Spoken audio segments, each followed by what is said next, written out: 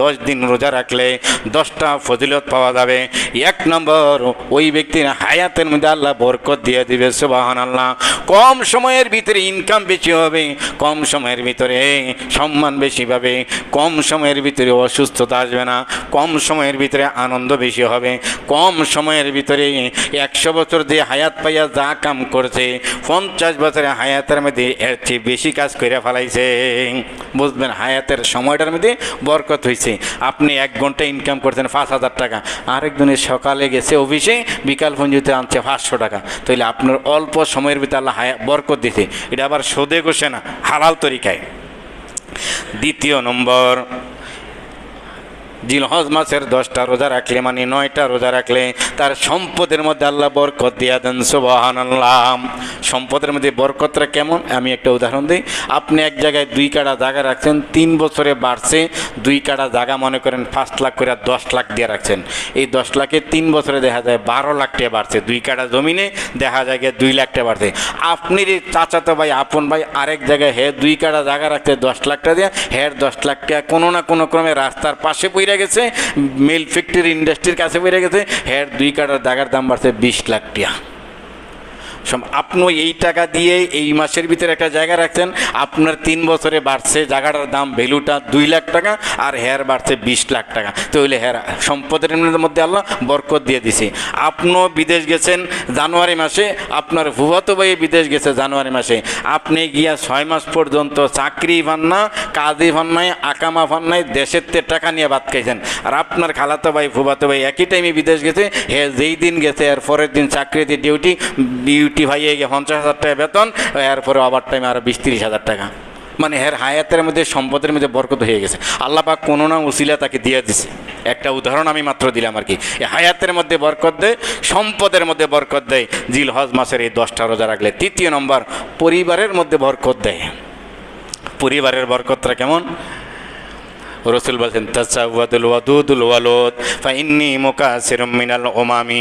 ওই পরিবারে তোমরা বিয়ে করো যেই পরিবারের মেয়েরা বেশি বেশি সন্তান দিয়ে অভ্যস্ত, আমি নবী হাসরের ময়দানে 1,23,999 জন নবীর সামনে আল্লাহর আদালতে যখন দাঁড়াবো, আমি বলবো আল্লাহ এই যে আমার উম্মতের বহর আসতেছে, একজন নবী এই মুসা আলাইহিস সালাম 6 লক্ষ উম্মত নিয়ে দাঁড়াবে, ইব্রাহিম আলাইহিস সালাম কিছু হাজার উম্মত নিয়ে দাঁড়াবে, এক নবী এমন আছে মাত্র 4-5 জন উম্মত নিয়ে দাঁড়াবে। আর নবীর দিকে তাকাই আল্লাহ বলবেন 1,23,999 জন নবী তোমরা পরে আসো, তোমাদের উম্মত নিয়ে পরে আসো। মুহাম্মদের উম্মত সবচেয়ে বেশি, তাদের উম্মতদেরকে আগামী হিসাব নিয়ে জান্নাতে বাড়াই, কারণ তোমরা 1,23,999 জন নবী এবং নবীর উম্মত মিলাইয়া তা মুহাম্মদের উম্মত এর চেয়ে 10 গুণ বেশি, সুবহানাল্লাহ। ফাইন্নী মুকাসিরুম মিনাল উমামি, হাসরের ময়দানে 1,23,999 জন নবী রসুলের সামনে আমি ফখর করব। আপনাদের উম্মত কয়জন? আলহামদুলিল্লাহ দেখেন আমার উম্মত কোটি কোটি কোটি কোটি কোটি কোটি কোটি। তোমরা ওই পরিবারে বিবাহ করো।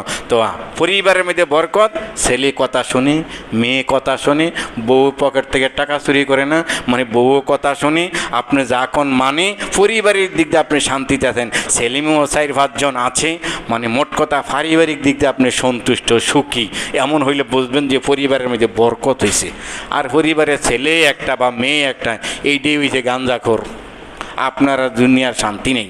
মেয়ে একটা, এইটাই হয়েছে আপনার অবাধ্য, মার অবাধ্য, বাবার অবাধ্য, আপনার আর শান্তি নেই। তো বুঝবেন পরিবারের মধ্যে বরকত হচ্ছে না।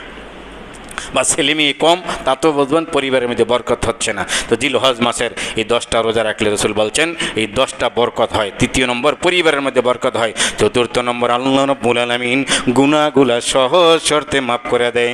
যেহেতু আল্লাহর জন্য 10 দিন রোজা রাখতেছেন, ওইটা কোনো ফরজ রোজা না, আল্লাহ রাব্বুল আলামিন আপনার গুনাহগুলা সহজ শর্তে মাফ করে দেয়। 5 নম্বরে, তার নেকিগুলাকে একবারে টাইপের মতো বেশি বেশি নেকি বাড়তে থাকে। রোজা রাখতেছে মধ্যে নিঃশ্বাসে নিঃশ্বাসে নেকি, কাইকে কাইকে নেকি, মানে নেকি তার বৃদ্ধি হতে থাকে তুমুল গতিতে। ৫ম নম্বর, ৬ষ্ঠ নম্বর, ওই ব্যক্তির মৃত্যুর যন্ত্রণা আল্লাহ রাব্বুল আলামিন লাঘব করে দেন, আহসান করে দেন।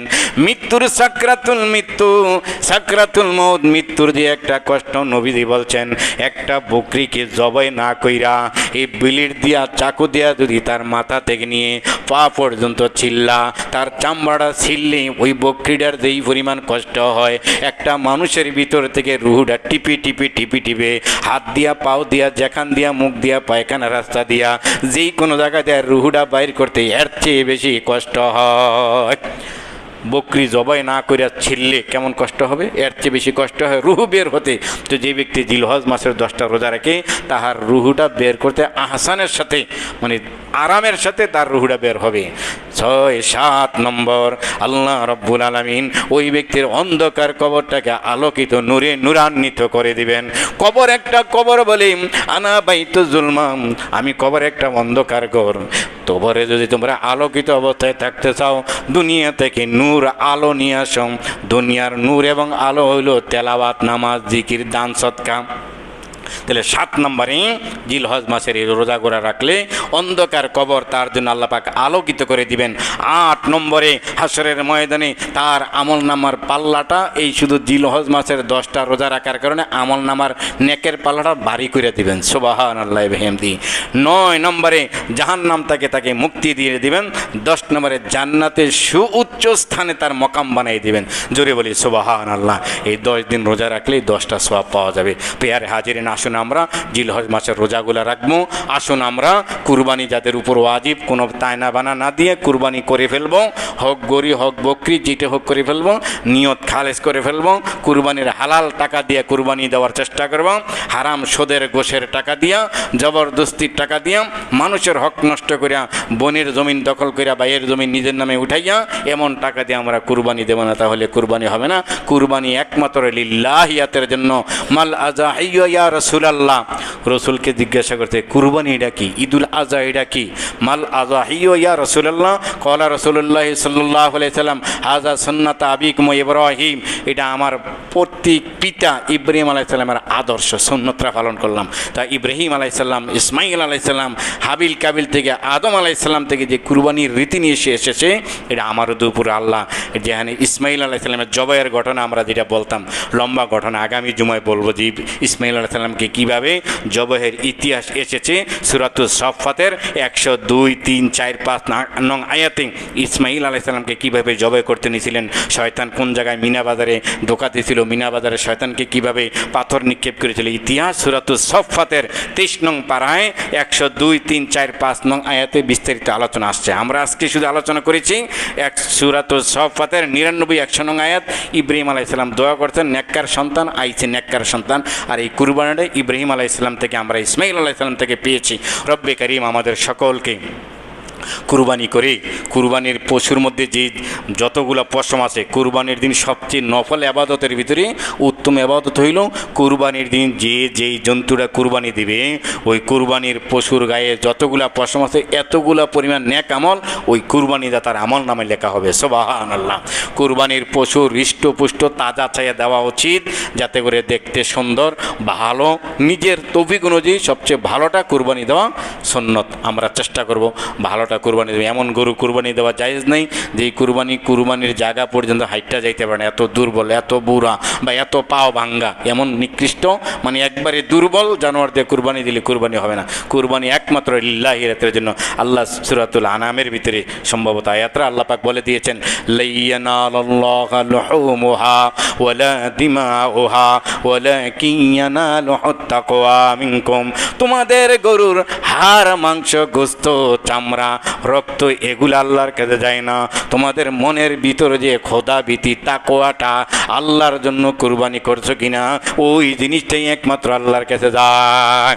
তোমাদের গরুর চামড়া, গরুর গোশত, হাড্ডি, মাংস, মগজ এগুলো আল্লাহ চায় না, এগুলো দেখার বিষয় নেই। দেখার বিষয় হইল কলবে, নিয়তে, মনে কোন উদ্দেশ্যে কুরবানি করছো? কি নবীজির তরিকা পালন করার জন্য, আল্লাহর আদেশ পালন করার জন্য না, গোস্ত খাওয়ার জন্য না, বিয়ের বাড়িতে রান পাড়ার জন্য? এই একটা কুসংস্কার, কুপ্রথা সমাজে চালু হয়ে গেছে। বিয়ের বাড়িতে রান পাড়াইতে হইব, না হইলে বিয়াই রাগ করবে।